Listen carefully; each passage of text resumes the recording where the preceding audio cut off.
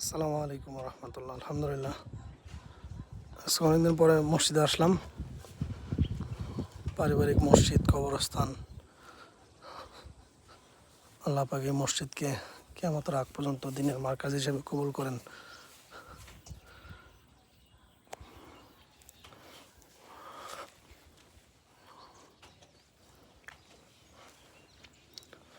জুম্মা নামাজের পর জুম্মা নামাজ শেষ হয়েছে আলহামদুলিল্লাহ। এই যে মসজিদের অজুখানা,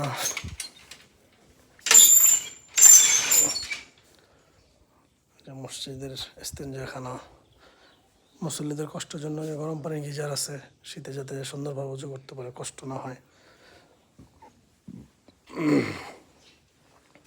তো আলহামদুলিল্লাহ, মসজিদের ভিতরে পরিবেশ আমাদের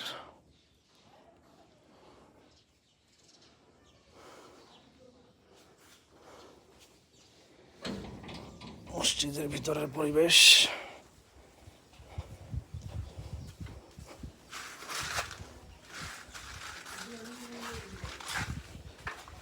এর সাথেই আমার মেজো ভাইয়ের স্বপ্ন দীর্ঘদিনের একটা বাংলো বাড়ির করা।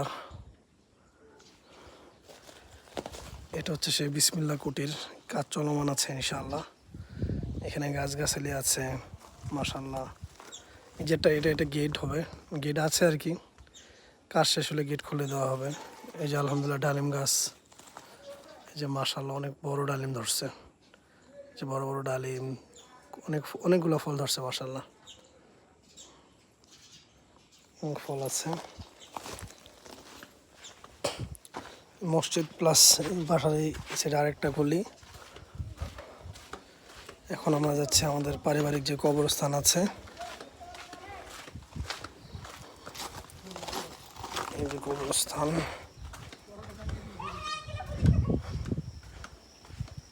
এই যে কবরস্থান।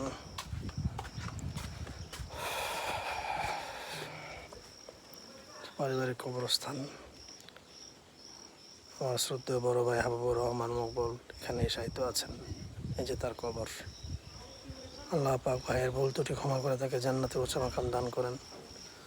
এই যে কলা গাছ আছে, কিছু অনেক একটা কলা গাছ কাটা হয়েছে। এই যে ফুল, এই যে রাস্তা, কবরস্থানের দুই পাশেই কবর। আলহামদুলিল্লাহ, ফুল গাছ অনেক সুন্দর হয়েছে, যে ফুল ধরছে। এর পিছনে আছে পুকুর কাটা হয়েছে, একটা নতুন পার বাঁধা হয়েছে। ওই যে আমাদের ইউসুফ সরকার।